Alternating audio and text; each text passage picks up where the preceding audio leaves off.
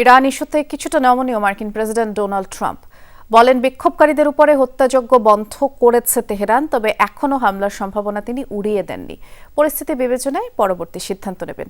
এদিকে ব্যাপক প্রাণহানির তথ্যকে পশ্চিমা প্রোপাগান্ডা আখ্যা দিয়েছেন ইরানের পররাষ্ট্রমন্ত্রী আব্বাস আরাকচি। বলেন, যুক্তরাষ্ট্রকে জড়ানোর লক্ষ্যেই আন্দোলনকারীদের দলে ভিড়ে নিরপরাধ মানুষদের হত্যা করেছে সন্ত্রাসীরা।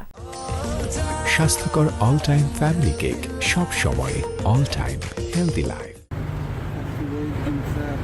লাগাতার বিক্ষোভ সহিংসতার পর এখন কিছুটা শান্ত ইরানের পরিস্থিতি। অনেক রাজপথই এখন আয়াতুল্লাহ আলী খামেনির সমর্থকদের দখলে। এমনকি আন্দোলন পুরোপুরি নিয়ন্ত্রণের দাবিও করছে তেহরান। এতদিন ইরানকে নানা হুমকি ধামকি দেওয়ার পর এবার ট্রাম্পের কণ্ঠেও ভিন্ন সুর। তার দাবি, বিক্ষোভকারীদের উপর হত্যাযজ্ঞ চালানো বন্ধ হয়েছে বলে জানতে পেরেছেন তিনি।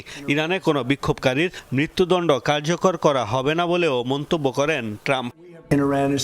আমাদের বলা হয়েছে যে ইরানে হত্যাকাণ্ড বন্ধ হয়েছে, মৃত্যুদণ্ড কার্যকর করারও কোনো পরিকল্পনা নেই তাদের। অপরপক্ষের অত্যন্ত গুরুত্বপূর্ণ সূত্র আমাদের জানিয়েছে, আমরা তা খোঁজ নিয়ে দেখব। এদিকে ব্যাপক প্রাণহানির তথ্যকে পশ্চিমা প্রোপাগান্ডা আখ্যা দিয়ে ইরানের পররাষ্ট্রমন্ত্রী আব্বাস আরাকচি দাবি করেছেন এ সংখ্যা কয়েকশো।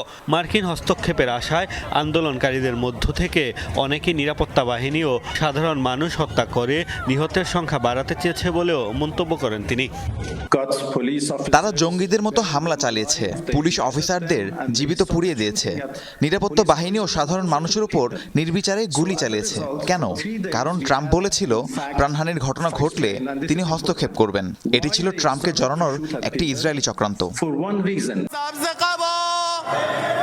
ট্রাম্পের মতো আরাকচিও জানিয়েছেন, বিক্ষোভকারীদের ফাঁসি দেওয়ার কোনো পরিকল্পনা নেই তার সরকারের। যদিও এখনও মার্কিন হামলার শঙ্কা থাকায় তেহরানে দূতাবাসের কার্যক্রম সাময়িকভাবে বন্ধ করেছে যুক্তরাজ্য। নিজ দেশের নাগরিকদের ইরান ছাড়ার নির্দেশ দিয়েছে ইতালি ও পোল্যান্ড সহ কয়েকটি দেশ। মোস্তফা মাহমুদ, যমুনা নিউজ।